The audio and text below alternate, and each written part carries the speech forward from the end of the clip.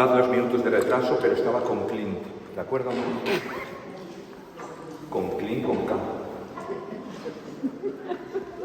¿Es verdad? Tenemos mucho que hacer y muy poco tiempo para hacerlo, así que vamos a aprovechar el tiempo, ¿de acuerdo? ¿Sabéis el canto Maranatá? ¿Sabéis el canto Maranatá?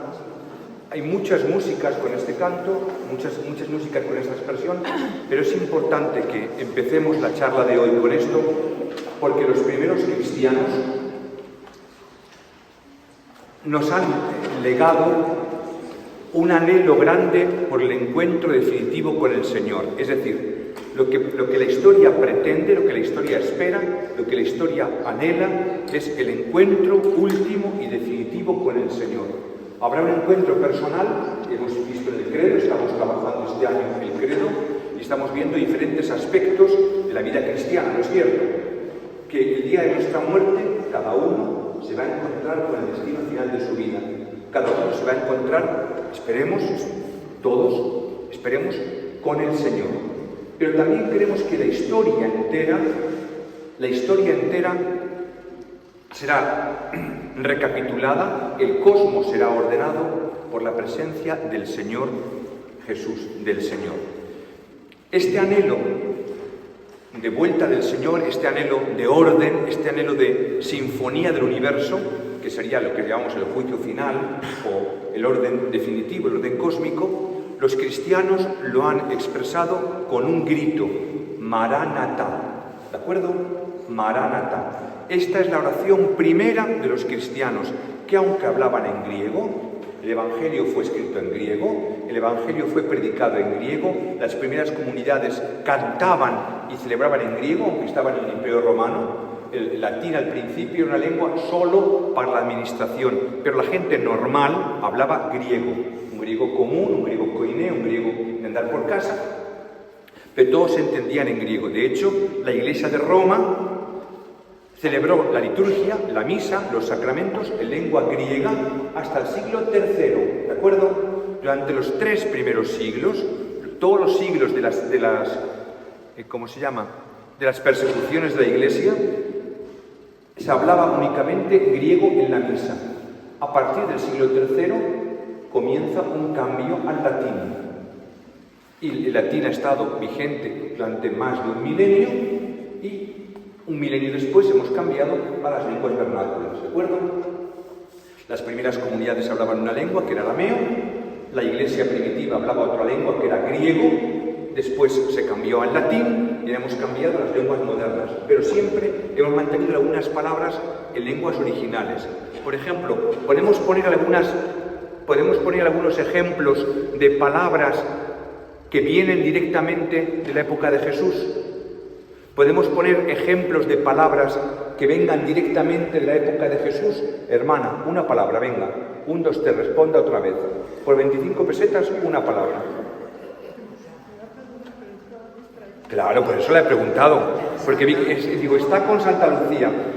Dudaba yo si la hermana estaba pensando en el moscatel o en las tortas de bellota.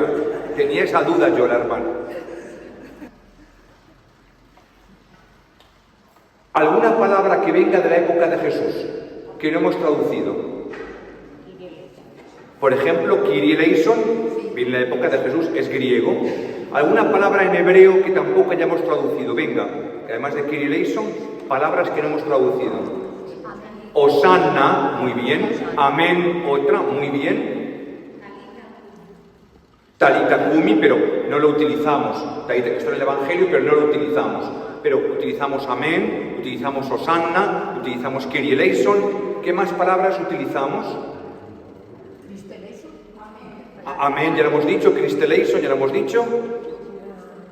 Aleluya. Rabí, pero no lo utilizamos. Rabí, raboní, no lo utilizamos en la liturgia, ¿no? Agios es griego también. Y sobre todo en Adviento, esta palabra que ha quedado en Adviento, Maranatá. Si decimos Maranatá, significa ven Señor nuestro, ven Señor. Si decimos Maranatha, es la misma palabra como su acento, ¿veis? Maranatha, ven. Maranatha, el Señor ha venido, o el Señor viene. ¿De acuerdo? Estos acentos dan significados, pero lo importante es que esta expresión es el anhelo fundamental. Cuando la Iglesia sale de las catacumbas, en el año, he olvidado, pero lo dije aquí, ¿qué año la Iglesia sale de las catacumbas? ¿Qué año los cristianos tienen libertad para celebrar el culto público? ¿Qué año? Siglo IV. ¿Pero qué año? 310. El siglo IV, ¿qué año sale la Iglesia de las catacumbas? ¿Qué año hay libertad? Es bajo el imperio de Constantino. ¿Pero qué año sale la Iglesia de las catacumbas? ¿Qué año hay comienza la libertad? Con el edicto de Milán. ¿Qué año es ese?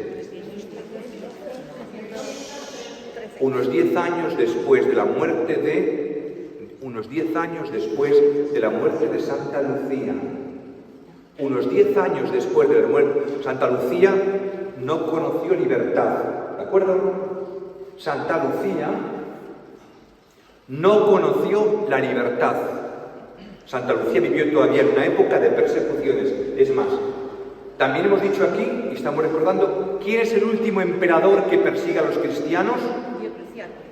¿Quién es el último emperador? Diocleciano. La persecución más sangrienta fue la última, la de Diocleciano. Pues bien, incluso hasta ese momento, el grito más fundamental, más importante de los cristianos fue Maranatha, ven Señor. Por eso, en estos días de Adviento, donde caen las fiestas de San Nicolás, 6 de diciembre, y de Santa Lucía, 13 de diciembre, son las palabras fundamentales. En los lucernarios, en las novenas, en las letanías, no puede faltar la palabra Maranatha, porque expresa lo que es el deseo de los mártires. Para ellos era tan claro la cercanía del Señor, el amor al Señor, que la vida humana no valía la pena. Preferían ir al martirio, iban al martirio felices con tal de encontrarse con el Señor. Es decir, es una fe clara en la vida eterna, fe que a veces a nosotros nos falta, La certeza de que esta vida va a acabar, dice la Biblia, el más robusto hasta 80. O sea, después de los 80, todos son ya, cada día es un regalo, un regalo, un regalo. Dice la Biblia, el más robusto hasta 80. Antiguamente la gente, la edad media eran 45 años, La edad media, la edad que vivía la gente, la edad media de vida, eran unos 45 años en la antigüedad, O sea, vivir 80 años era ya ver a los nietos y a los hijos de los nietos. Hoy en día, gracias a Dios, la vida ha cambiado y tenemos además un nivel de vida bastante bueno. Así que, hermana, ¿el grito cuál es? ¿El grito cristiano cuál es? El grito cristiano por excelencia es Maranatha, que expresa el amor a la vida eterna, el amor a la venida del Señor y el deseo de que Dios sea la luz para todo el mundo. ¿De acuerdo? Atención a la palabra luz, que tiene que ver con Lucía. La época de Santa Lucía, la época del final de las persecuciones, es una época muy problemática, porque siempre ha habido en la Iglesia dos tipos de problemas. Los problemas que vienen de fuera y los problemas que vienen de dentro. Los problemas que vienen de dentro son dos: los cismas y las herejías.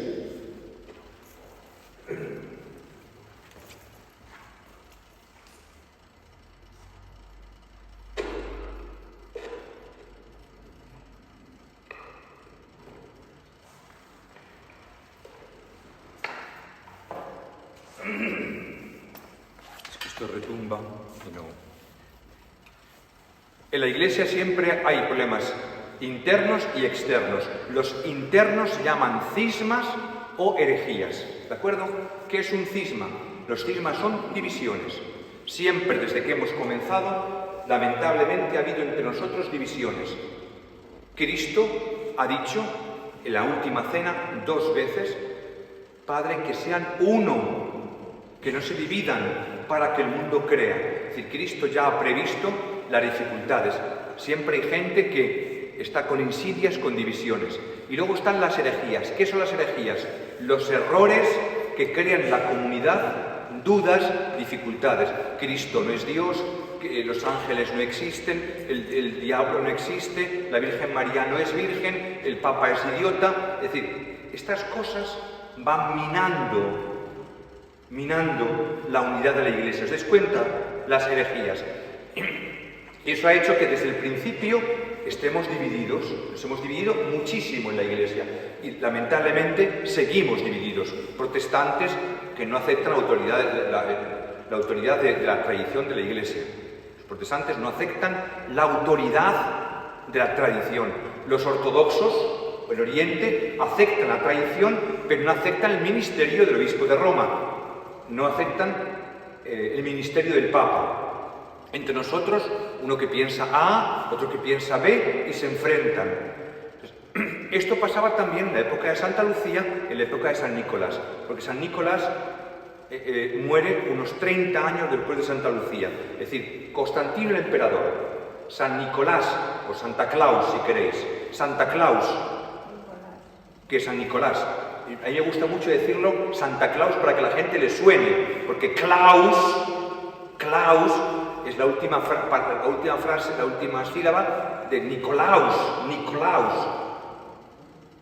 Porque la gente luego no identifica a Santa Claus con San Nicolás, Entonces hemos nosotros de reivindicar lo que es nuestro. Pues San Nicolás, Santa Lucía y el emperador Constantino son contemporáneos. Y también son contemporáneos de un cura, de un presbítero de Alejandría, que se llamaba Arrio. ¿Quién sabe en qué consiste la herejía de los arrianos? ¿En qué consiste la herejía arriana? Contra esta herejía se escribe en el año 325, en el concilio de Nicea, el credo. ¿En qué consiste la herejía de los arrianos? ¿Perdón? Niegan la naturaleza divina de Cristo. Es decir, dicen que Cristo es un personaje semidivino. Jesús es un personaje semidivino, pero no es de la misma naturaleza del Padre, no es de la misma sustancia del Padre, no es consustancial al Padre. Por lo tanto, no hay Trinidad. Los arrianos dicen que el Dios es único, pero que no es trino. Nosotros decimos que Dios es trino y uno. Hay una trinidad de personas y una unidad de esencia, ¿de acuerdo? Una trinidad de personas y una unidad de sustancia. Esto creó muchísimos problemas, porque es más fácil ser arriano que ser católico. Porque quitas el problema de la Trinidad, quitas el problema de que la encarnación, el Verbo se ha hecho hombre, no. Se ha hecho hombre alguien parecido a Dios, pero es un hombre. Y no hay Espíritu Santo. El Espíritu Santo queda como si fuese una fuerza divina, pero no es Dios. O sea, es mucho más fácil ser arriano que ser católico, que tener la fe ortodoxa auténtica. Entonces, esto creó muchas divisiones. Lucía se mantiene en Sicilia, que es donde ella nace, en la isla de Sicilia, en Siracusa, la ciudad donde ella nace, y vive en la fe ortodoxa, en la fe católica. Es una mártir de la fe. Porque a ella la van a proponer que abandone la fe y que tenga una fe light, pero ella se va a mantener firme, ¿de acuerdo? Se va a mantener firme. Lucía, por lo tanto, no sabemos mucho de ella. En Canillejas la veneramos, en Adviento es una mujer importantísima, pero como tanta gente del siglo IV, no tenemos registros, no tenemos muchos registros. Sabemos algunas cosas de ella interesantes y conocemos más cosas después por tradiciones que han pasado de padres a hijos. ¿Qué sabemos de cierto de ella? Primero, que nace a mitad del siglo III y muere a comienzos del siglo IV. En el siglo IV hemos dicho que en el 313 comienza la libertad para los cristianos. Ella muere una década antes. Hay un obispo que se llama Nicolás de Mira, M-I-Y-R-A, Mira en Turquía actualmente, que muere más o menos en el 335. O sea, diríamos 30 años después de ella. O sea, son contemporáneos, ¿de acuerdo? Y viven los mismos problemas. ¿Por qué cito a San Nicolás? Porque San Nicolás ha sido perseguido en estas persecuciones de Diocleciano como ella, y San Nicolás, sin embargo, estuvo en el concilio de Nicea. San Nicolás estuvo en el concilio de Nicea. Es uno de los padres que han redactado el credo largo de la misa, donde dice que Cristo es luz de luz. O sea, es la luz de la misma luz que es el Padre. Dios de Dios, engendrado, no creado, que decía Arrio, ¿no? Que era una criatura. Dice, Nicolás enseña la fe ortodoxa de la misma naturaleza del Padre. Y fijaos, hay una leyenda que quiero que recordéis, cuando imaginaos una iglesia como esta, había unos 200 obispos de todo el mundo, 200 obispos, sobre todo de Oriente. Un obispo representaba al Papa y Arrio comenzó a hablar y dicen que Nicolás salió con santa ira y ¡puf!, le pegó una bofetada a Arrio. Y entonces todo el mundo recuerda la bofetada. Yo no sé si es verdad esto o es un cuento, pero para que veáis el temperamento de Nicolás enervado, porque aquel hombre ante los obispos quería imponer sus ideas heréticas y dividir la iglesia. Y Nicolás se levanta y le pega una bofetada. Aquel hombre que había entrado por la chimenea, recordáis este episodio, ¿no?, de San Nicolás, que entra por la chimenea y encuentra en la chimenea colgadas al fuego las medias de las niñas, ¿no?, y les deposita en cada calcetín, en cada media, unas bolitas de oro, unas pepitas de oro, para que paguen. ¿Cuántas eran las niñas? 3. ¿Cuántos eran los marineros que se encomendaron a la protección de San Nicolás y no naufragaron? 3. ¿Cuántos eran los niños que están en la cubeta, los niños en la cubeta, que fueron resucitados por San Nicolás? 3. Fijaos que el número 3 es el número de la Trinidad, ¿de acuerdo? Son leyendas para que la gente recuerde que San Nicolás trabajó por difundir la fe auténtica y que en la época de Santa Lucía el gran problema era quién es Dios. Dios Trino es la persona de Cristo. Por eso, 10 años después de Nicea, justo cuando moría San Nicolás, apuntad este dato que es importante. 10 años después de Nicea, comienza a celebrarse en Europa la fiesta del 25 de diciembre. Antes de esta época no tenemos registros de que se celebrase el día de Navidad, el 25 de diciembre. O sea, Navidad se celebra para recordar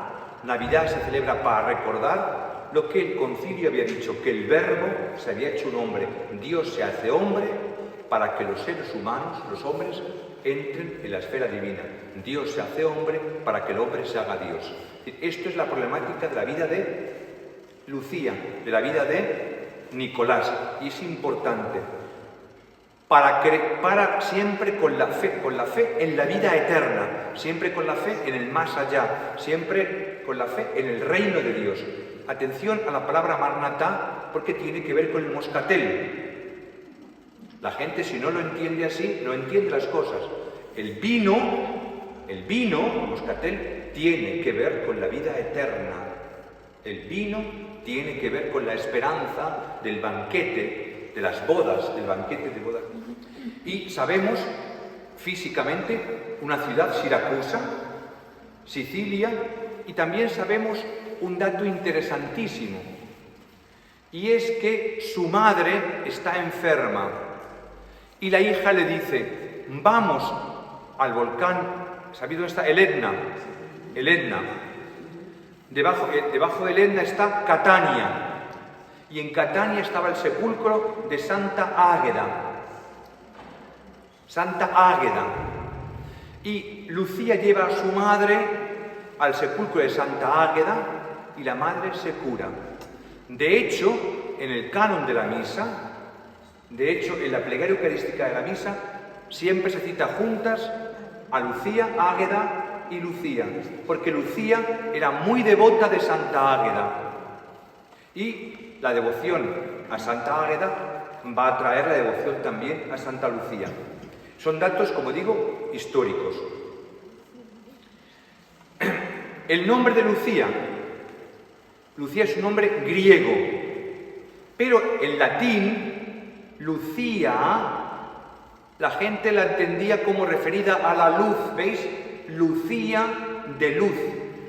Hacía referencia a la luz de la mente, a la luz de los ojos, a la luz de la esperanza, una luz eterna, o también la visión sobrenatural. Fijaos, todo lo que tiene que ver con la luz, la mente, fijaos que por eso en algunos lugares de Europa las chicas llevan una corona con 7 velas en la cabeza. Estoy pensando en Suecia, estoy pensando en Noruega, estoy pensando en Finlandia, donde las luces hacen referencia a la mente. O también otras tradiciones hablan de la luz de los ojos, ¿no? La leyenda de los ojos viene justamente por ahí. También la luz en la vida eterna, la luz en el reino de los cielos, la esperanza en la luz que vendrá, ¿no? O también la visión sobrenatural, ¿no? No solamente la visión física, sino también la visión sobrenatural. Hasta el año 1582, ojo, 1582, que se reformó el calendario, el solsticio de invierno caía el 13 de diciembre. Por eso la noche de Santa Lucía fue tan importante en Europa, porque era la noche que marcaba el solsticio. El Papa Gregorio XIII cambió el calendario al que hoy tenemos. El calendario actual se llama gregoriano. ¿Cómo se llamaba el calendario anterior a 1582? ¿Cómo se llamaba el calendario por ahí al fondo? El calendario anterior a 1582. ¿Quién había inventado el calendario anterior? Julio César. Julio César. Pero el calendario de Julio César tenía algunos errores, ¿de acuerdo? Y había algunos errores de composición. Y fue reformado el calendario, ajustado el calendario en 1582. Y el Papa tuvo que quitar 10 días al calendario para ajustarlo. Hasta entonces, como el solsticio de invierno caía el 13 de diciembre, la fiesta de Santa Lucía tenía una fuerza tremenda. Las fiestas del solsticio crearon 2 tradiciones. Había 2 tradiciones con el solsticio y con la fiesta de Santa Lucía.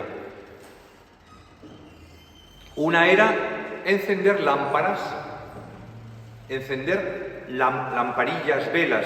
¿Cómo se dice lámpara en latín? ¿Cómo se dice lámpara en latín? Lámpara en latín. Lo sabemos todos. Cuando lo diga dirá, ¡ah! Lucerna. Lucerna. Entonces, el encendido de lámpara se dice lucernario, ¿de acuerdo? Lo típico de Santa Lucía en las iglesias era encender lámparas, lucernas. ¿Por qué? Porque estamos en Adviento. Estamos vigilantes. Las vigilias de verdad en Adviento se hacen encendiendo lámparas. En casa encendemos la corona de Adviento, ¿no? Que son lámparas. En la iglesia prendemos lámparas. Es una costumbre cultural de siglos. En invierno encender lámparas. Los cristianos aguardamos la venida del Señor con lámparas encendidas. Pueblo santo, espera a tu Señor con la lámpara encendida. Pueblo santo, espera a tu Señor con la lámpara encendida. Siempre encendemos lámparas como signo de alegría. El encender lámparas expresa cuando hay oscuridad, hay depresión. Cuando hay luz, hay ánimo. Cantad con gozo, con ilusión, ya se acerca el Señor. Eso lo cantamos desde niños cuando encendemos las lámparas. Cantad con gozo. Poca ilusión veo, Poca ilusión.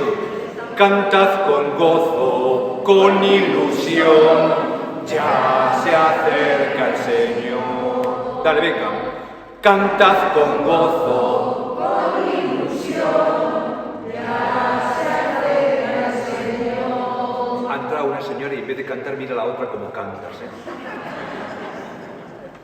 Darararara, dararara, darararara. ¿Veis? Eso anima como el moscatel. ¿De acuerdo? Anima como el moscatel. También, fuera de las iglesias, aquí en Canillejas se ha hecho durante años, hasta 1949. Hasta 1900, que fue la última, se hacía en la plaza cuando no había esta fuente. Esta fuente no existía, la fuente que allí fuera no existía, era un pilón y ahí se hacían hogueras. Todavía en algunos lugares de España, la noche de Santa Lucía, se hacen hogueras, porque Santa Lucía la amenazaron con meterla en la hoguera. Luego la degollaron, murió degollada, pero la amenazaron con la hoguera. También porque en toda Europa se pensaba que había que animar la luz del sol que nacía, que es además larga, haciendo hogueras, ¿no? Hay que animar al sol encendiendo hogueras. Pero veis que tanto las lucernas en las iglesias o en las casas como las hogueras fuera son realmente una expresión de la fiesta. Y esto, como digo, ha sido una cosa tremendamente tradicional. Igual que en Canillejas se unían dos tradiciones más. Una, el moscatel, el vino moscatel, y otra, las bellotas, las tortas de bellota. ¿De acuerdo? Ahora explicaremos por qué, pero seguimos todavía con Santa Lucía.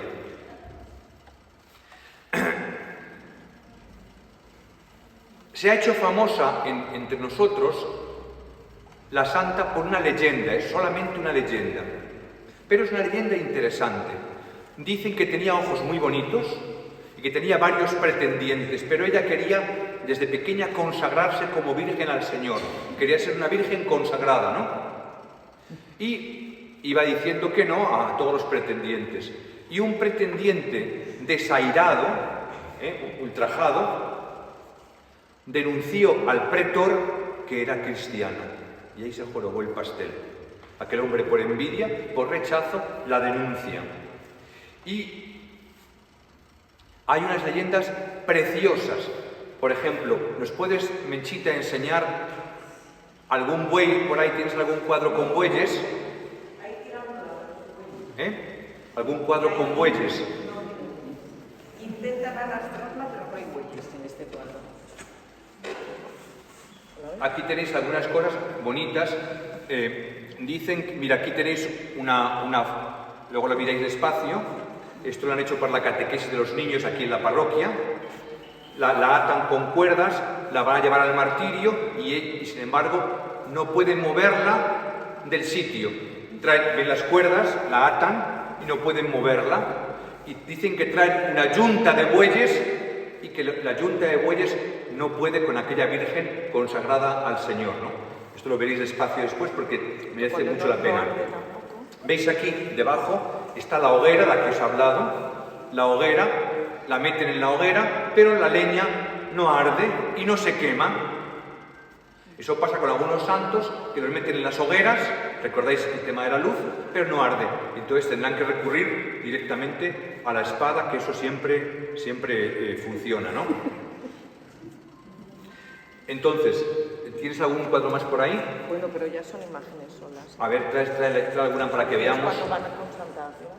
¿Veis? Aquí tenéis, si veis lo que os he contado antes, va con su madre a la tumba de Santa Águeda. ¿Veis la tumba de Santa Águeda? Dice la leyenda que Santa Águeda le dice: ¿para qué vienes tú aquí si tú eres más santa que yo? Y lo que yo puedo hacer, tú también lo podías haber hecho. Esto fue un 5 de febrero del año 301. Cuando van a Catania, 5 de febrero, que era la fiesta de Santa Águeda, del año 301, en Catania, en las faldas del Etna. Estas cosas que se está haciendo para los niños es muy importante para que los niños vean estas cosas y desde pequeños recuerden figuras entrañables del santoral cristiano. Entre estos son imágenes de las explicaciones A ver. para que viesen que todas las representaciones van con traje rojo. Sí, ven por aquí. Por ser mártir. Generalmente a los mártires se les representa con un traje rojo. ¿Veis? También la imagen que tenemos, siempre hay rojo. En el caso de los mártires, generalmente se pone una palma, ¿no? La palma del martirio significa la victoria. La palabra Nicolás significa victoria del pueblo. Nicolaus, Nike, victoria, Laos, pueblo. Esto es una muy bonita. Y aquí aparece en la mano derecha un plato con los ojos. Es una leyenda, como digo simplemente. En algunos lugares se representa a Santa Lucía con una lámpara en las manos, con una lucerna. ¿Recordáis? Si la veis con una lámpara en las manos, es también la misma santa. Este cuadro preciosísimo, veis el color rojo otra vez y la leyenda de los ojos. Dice la tradición que se le sacan los ojos y Dios le da una vista nueva, le da una manera nueva de ver, una visión sobrenatural. Son cuadros que son para la catequesis de los muchachos y que vienen muy bien, ¿no?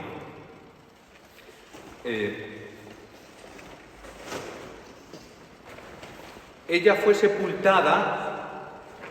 ¿Sabéis cómo fue sepultada Santa Lucía? El que acierte esto, le regalamos una botella de vino. El que acierte cómo fue enterrada Santa Lucía, le regalamos una botella de vino.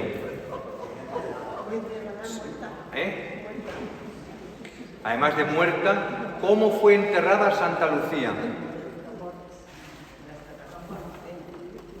Mirad, muchos cristianos en la época romana, eran enterradas con una ánfora binaria. Binaria no con B, sino con V. Ánfora binaria. Apuntad esto. Ánfora binaria. Juli, ¿qué es una ánfora?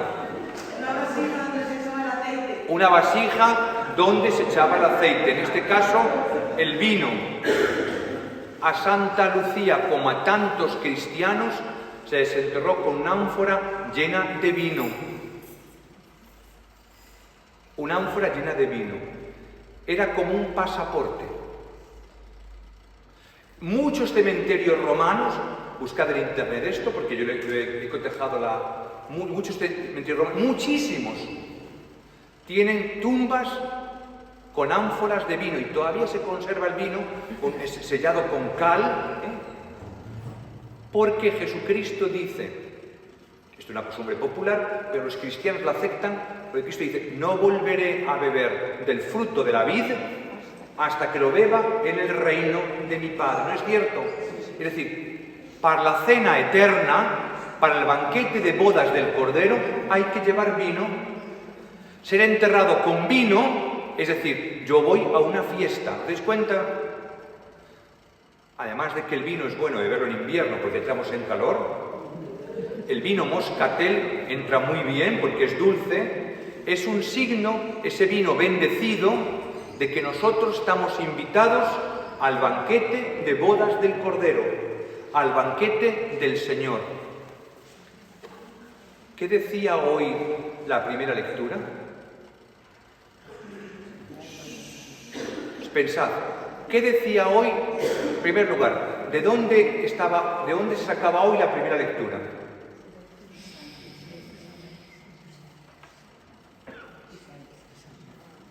¿De dónde se ha leído hoy la primera lectura? Isaías capítulo 25. ¿Qué decía el capítulo 25 de Isaías? Acabáis de tener misa ahora mismo, ¿no? ¿O no? ¿O han leído otra cosa? ¿Qué decía el capítulo 25? Dios mismo preparará un banquete con vinos generosos, decía así, con vinos generosos. Es decir, el banquete del reino de los cielos se simboliza con el vino de la alegría. El vino en la Biblia significa siempre amor. No tienen vino. Y la catástrofe, ¿no?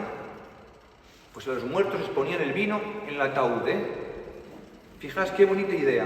Y beber vino en la fiesta de los mártires, es decir, yo beberé esto en el reino de los cielos. No es para emborracharse, no es para embotar la mente, es para vivir la alegría del reino de los cielos. ¿Dais cuenta? Esto los niños no lo saben. Hay que explicar estas cosas porque Cristo mismo ha dicho, el fruto de la vid habla del reino de los cielos. Pero esta está en la Sagrada Escritura. Y fijaos, la Biblia dice que la misma sabiduría ha preparado una cena, la cena de la sabiduría, donde el Señor ha mezclado el vino. ¿Sabéis cómo se bebía vino en la época antigua? No como ahora. El vino era como jarabe y había que echarle agua. Por eso todavía en misa hoy hacemos como Cristo hizo. Echamos agua al vino, porque Cristo mismo lo hizo. Cristo mismo mezcló agua con vino, porque en todas las fiestas, el vino estaba en ánforas de barro como jarabe, y el maestresala, el buen catador, sabía echar el vino justo. Si echaba vino de más, agua de más, aguaba el vino, ¿no? Entonces, pero el vino siempre es un símbolo de fiesta. Y luego, fijaos otra cosa que a veces se puede olvidar. Hoy en día, si venimos desde Pueblo Nuevo, todo el mundo sabe dónde está Pueblo Nuevo, ¿no? Calle Alcalá arriba, ¿no? Calle Alcalá arriba, está Pueblo Nuevo. ¿Tú no sabes dónde está Pueblo Nuevo? Pues aquí hay una persona que no sabe dónde está Pueblo Nuevo. Pero tengo Google. Tiene Google, pero no sabe dónde está Pueblo Nuevo. Desde Pueblo Nuevo hasta la rotonda de Canillejas, la rotonda donde comienza la Alameda de Osuna, todo estaba lleno de encinas. Durante siglos y siglos y siglos, todo estaba lleno de encinas. Es decir, imaginaos, lo poco que queda hoy la finca de Torrearias, que se llamaba antiguamente Quinta de Canillejas, ahí todavía hay una encina de 300 años. Pues imaginaos, donde está hoy más o menos, para que os hagáis una idea, más o menos la parroquia de la Concepción de Pueblo Nuevo, en Ciudad Lineal, ¿no? ¿Hacéis una idea? Ahí había un pueblo que se llamaba La Encinilla. La Encinilla o Carrascalejo. Apuntad estos nombres. La Encinilla o Carrascalejo. ¿Qué es un carrascal? ¿Qué es un carrascal? ¿Qué es un carrascal? Un encinar. Carrascalejo, un encinar pequeñito. El primer nombre de Canillejas fue La Encinilla o Carrascalejo. Y allí estaba la iglesia parroquial. Cuando Canillejas se vino hacia aquí abajo, continuó la iglesia. La primera advocación a la Virgen María era la Virgen del Carrascal, ¿de acuerdo?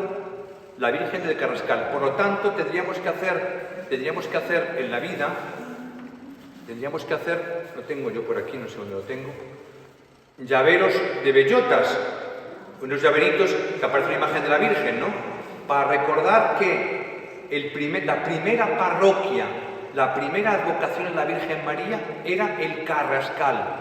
Y cuando Canillejas se viene para acá, la gente, un día al año, subía otra vez a donde sus abuelos y sus padres habían vivido a recoger bellotas. Y las recogían el 25 de noviembre. ¿Por qué el 25 de noviembre? Atención a esto porque luego en el distrito municipal no saben las cosas. En el distrito municipal, barrio Salvador. ¿Qué Salvador ni 8 cuartos? Es el barrio de El Salvador, porque allí había un arroyo que se llamaba El Salvador, porque había una ermita que pertenecía a esta parroquia que se llamaba El Salvador. El Salvador es Jesucristo, El barrio no se llama barrio Salvador, se llama barrio El Salvador, porque allí estaba la ermita dedicada a Jesucristo, rodeada de encinas, y el día 25 de noviembre, que los mozárabes celebraban al Salvador, a Jesucristo, iban a recoger encinas. Y la gente, las encinas, eran para los animales y para las personas. Para las bellotas, fruto de las encinas, alimentaban a los cerdos y hacían harina para hacer bollos, tortas, y se compartían el día de Santa Lucía. Las bellotas que se recogían el día 25 de noviembre, las bellotas que se recogían en toda la zona llena de carrascos, ¿no? Eran para compartir, para una especie de comunión cívica, y como las bellotas, además, la harina de bellotas es dura, hay que mojarla, y de ahí viene el vino, ¿no? Fijaos que las tradiciones no son por casualidad, pero estas cosas hay que enseñarlas a los niños. Estas cosas hay que enseñarlas para que la gente entienda lo que significan las cosas que tenemos. ¿Cuándo llega aquí la devoción a esta santa? ¿Cuándo llega aquí la devoción a esta santa? Hay un canónigo de Toledo que tiene posesiones en Canillejas. Antiguamente el obispo de Toledo era el obispo de toda esta zona, y viene a la catedral de Toledo una reliquia del brazo de Santa Lucía. En Toledo está el brazo de Santa Lucía, esa maldita manía que tenían los antiguos de destrozar a los santos, que es una guarrería, pero da mucha devoción, ¿no? Destrozar los santos. Y entonces traen la reliquia de Santa Lucía y se extiende la devoción a partir del siglo XII en toda España. En España, de una manera muy especial, la víspera, fijaos en Canillejas, se ha mantenido la víspera el día 12, Todo el mundo venía a la víspera al lucernario. No se puede vivir Santa Lucía si no es el día 12, ¿de acuerdo? El día 13 era la procesión, el día 13 eran las otras cosas, pero el día 12, porque los cristianos de España celebraban fundamentalmente la víspera, el día 12. Y tan importante fue esta devoción que hubo en Canillejas dos lugares que tenían que ver con Santa Lucía.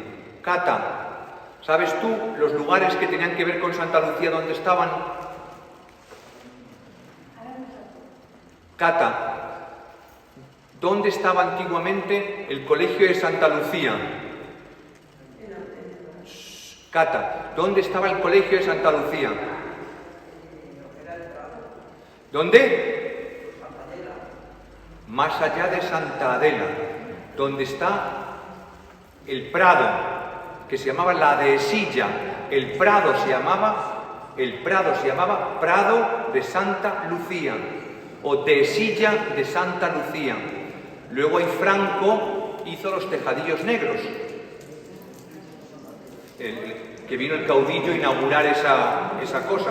Pues eso se inunda siempre que llueve, porque era un prado, era una dehesa. Donde está el cedro, la plaza del Céfiro, con un cedro, ahí estaba la ermita de Santa Lucía.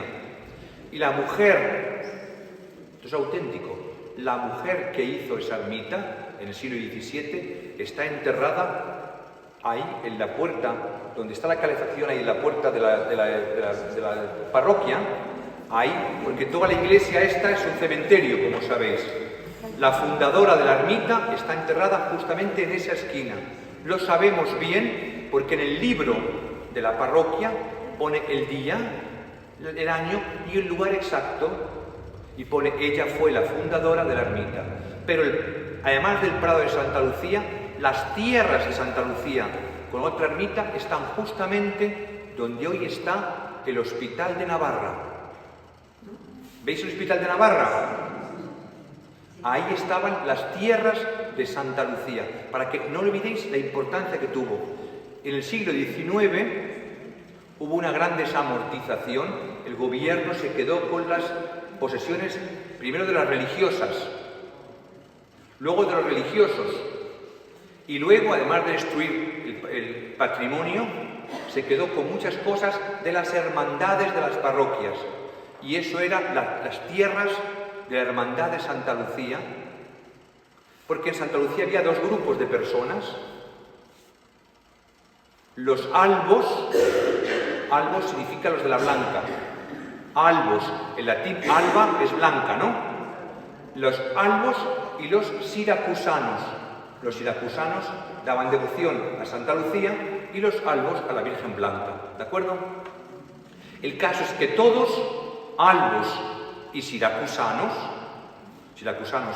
con una cinta roja y los albos vestidos de blanco, se concitaban el 13 de diciembre cada año, hasta 1949, y Canillejas deja de existir como ayuntamiento propio. Hacían una gran procesión bajando, iban por la plaza de Santo Domingo, que hoy se llama Plaza de Cupido. La plaza de Cupido se llamaba antiguamente Santo Domingo, que no era Santo Domingo de Guzmán, que las dominicas que tenían una casa ahí, las monjas dominicas, bajaban hasta el arroyo de la Viña, que se llama hoy calle Cartago, ¿no? La calle Cartago era el arroyo de la Viña.